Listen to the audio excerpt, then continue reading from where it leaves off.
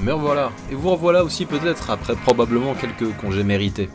On rattaque un chantier entamé il y a un peu plus d'1 an maintenant. Un certain nombre d'entre vous n'ont pas encore été s'intéresser à ce membre du cheptel, et pour resituer, on parle ici d'une Chevrolet Caprice de 77 que j'ai achetée à distance non roulante.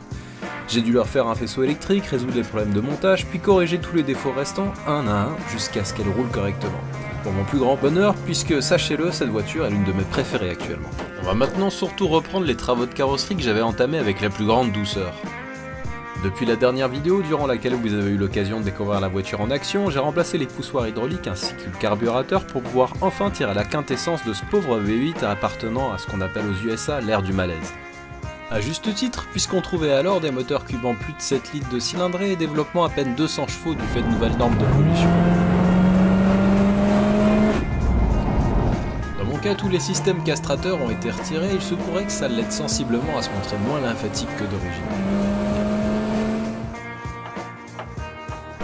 Dans le même objectif de gain de performance, je vais donc démonter tout ce qui n'a pas d'utilité véritable, à savoir les chromes, les feux, les portes... Non bah je déconne. Bien entendu, c'est plutôt en vue d'une peinture complète que j'entame ce démontage. La voiture était repeinte assez récemment en blanc, mais aucun démontage sinon celui des portes n'a été effectué.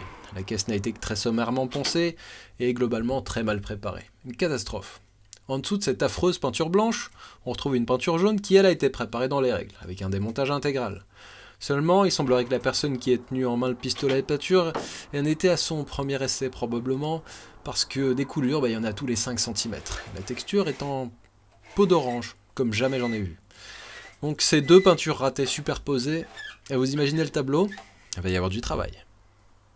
Si en plus de ces données vous y ajoutez également la chute accidentelle d'un mur en béton sur la voiture juste avant son rapatriement, là vous savez ce qui nous attend. Comme vous pouvez le voir ici, je commence par l'accastillage, dont les chromes entourant les vitrages et celui des arches de roue. Pour le pare-brise à la lunette arrière, c'est une bonne nouvelle, on va pouvoir faire un travail de qualité sans avoir à les démonter. Pour m'y retrouver plus facilement en montage, j'entoure un bout de scotch de masquage portant le label de la pièce.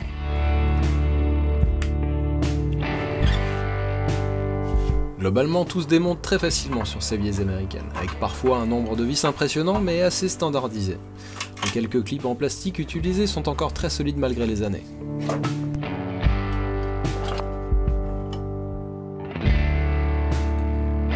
Pour illustrer mes propos précédents, vous constatez que derrière chaque pièce démontée se cache la peinture jaune précédente, preuve que rien n'a été démonté. Ce qui est absurde car plus rapide que de masquer tout ça.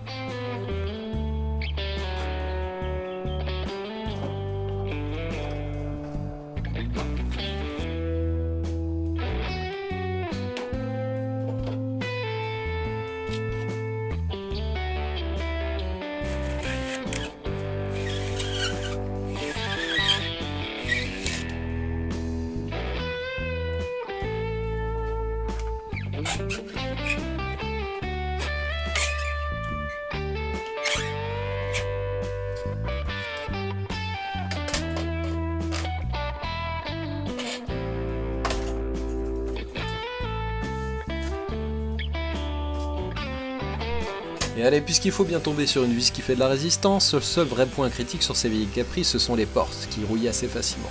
Une des deux vis, maintenant le chrome inférieur en place, est un peu attaquée et celle-ci n'est hélas plus démontable par la manière douce.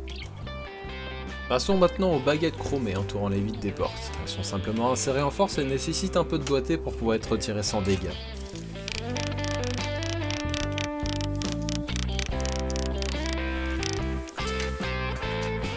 La manière la plus efficace et la moins risquée que j'ai trouvée est d'utiliser un arrache-rotule.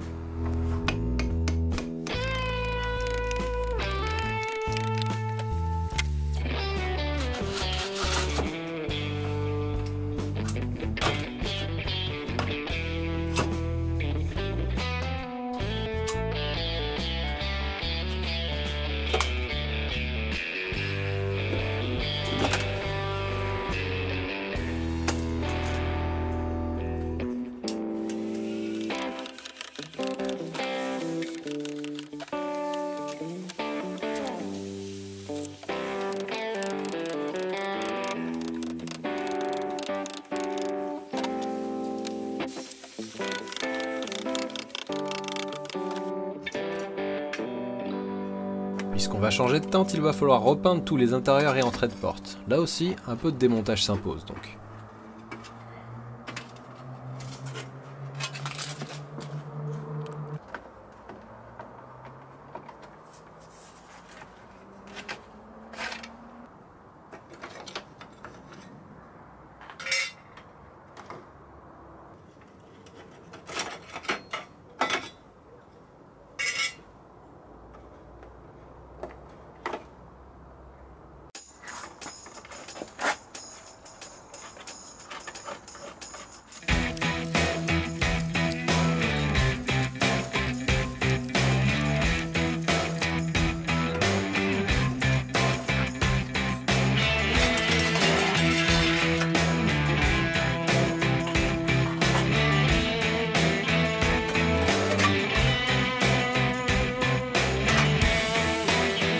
Sacré morceau ces optiques carrés là. J'en ai une paire de rechange mais on va tout de même y aller délicatement.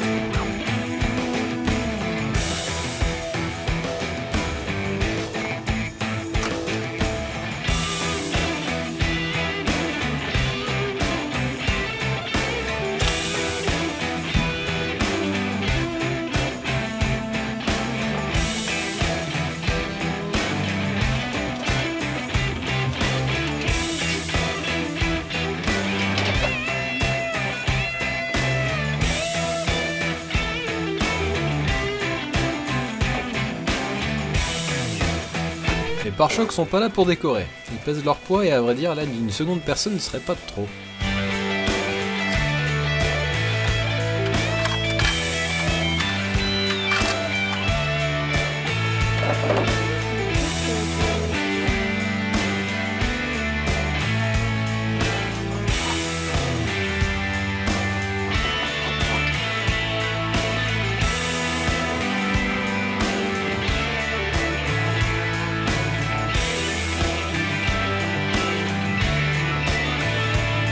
Autant que possible, j'essaye de remettre les vis dans leurs prisonniers, toujours pour gagner du temps au remontage.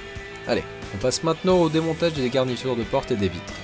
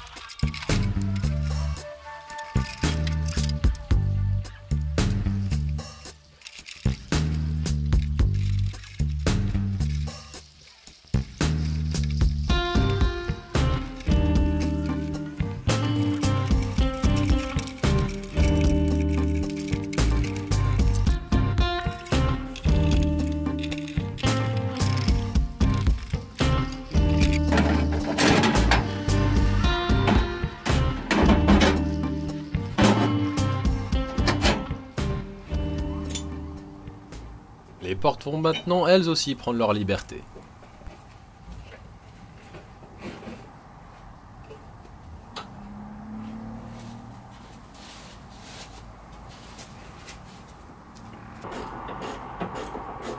Le cric n'est pas de trop pour supporter la porte pendant que je la démonte. Quand on réalise ces opérations seul, mieux vaut être prévenant.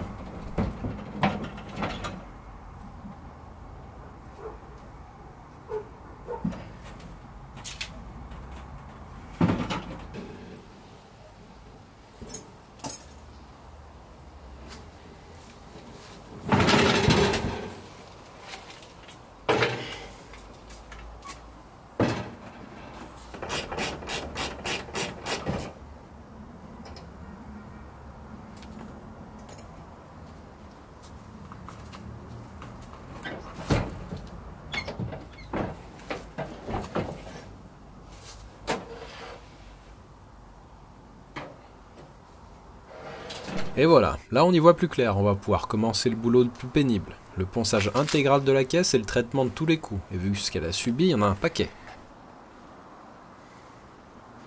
La bonne surprise dans l'histoire est l'absence quasi totale de corrosion sur la caisse. Les portes en revanche vont nécessiter pas mal d'attention pour stopper la corrosion qui a déjà bien entamé certaines parties, heureusement cachées lorsque tous les accessoires sont installés.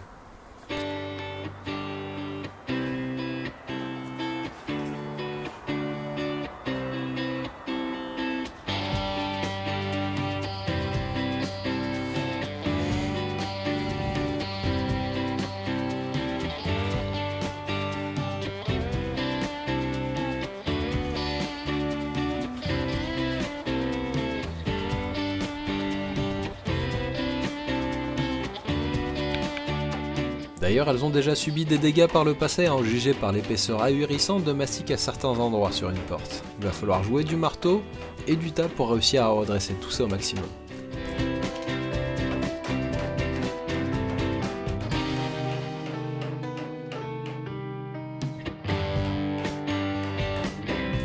Voilà, va falloir s'habituer au bruit de la ponceuse parce qu'elle va tourner un bon moment. Allez, préparez-vous, à bientôt pour la suite!